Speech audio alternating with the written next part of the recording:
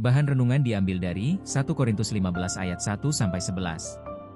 Ayat emas, 1 Korintus 15 ayat 3-4. Sebab yang sangat penting telah kusampaikan kepadamu, yaitu apa yang telah kuterima sendiri, ialah bahwa Kristus telah mati karena dosa-dosa kita, sesuai dengan kitab suci, bahwa ia telah dikuburkan, dan bahwa ia telah dibangkitkan pada hari yang ketiga, sesuai dengan kitab suci. Pernahkah Anda menyampaikan suatu berita kepada sekumpulan orang dan mereka tidak percaya? Mengapa mereka tidak percaya? Bagaimana respons Anda?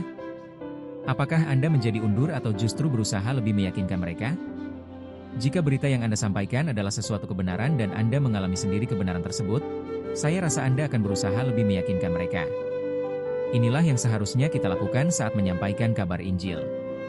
Rasul Paulus dalam 1 Korintus 15 menyampaikan sebuah berita yang sangat penting berdasar pengalamannya secara pribadi.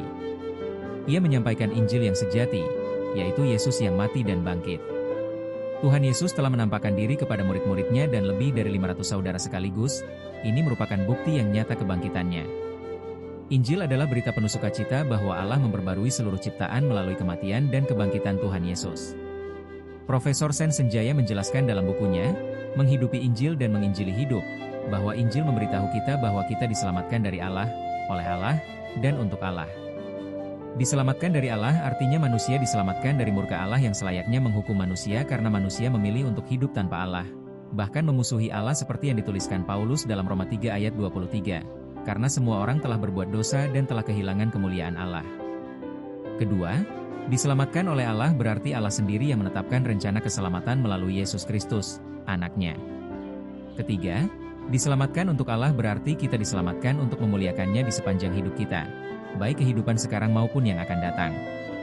Kita tidak lagi hidup untuk diri sendiri karena hidup kita telah ditebus oleh anugerah Allah yang begitu besar.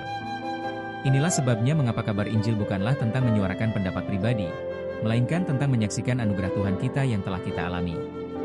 Semakin memahami kebenaran Injil yang sejati seperti yang disampaikan di atas, kita akan semakin sadar bahwa anugerah Allah begitu besar bagi manusia berdosa.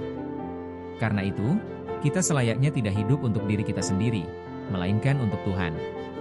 Sampaikan berita Injil yang sejati bukan atas pendapat pribadi, melainkan berdasar pengalaman pribadi kita bersama dengan Tuhan. Refleksi diri. 1. Apa yang selama ini Anda pahami tentang Injil yang sejati? 2. Bagaimana Anda menyampaikan Injil kepada mereka yang belum percaya? Apakah Anda sudah berusaha meyakinkan mereka akan kebenaran Injil?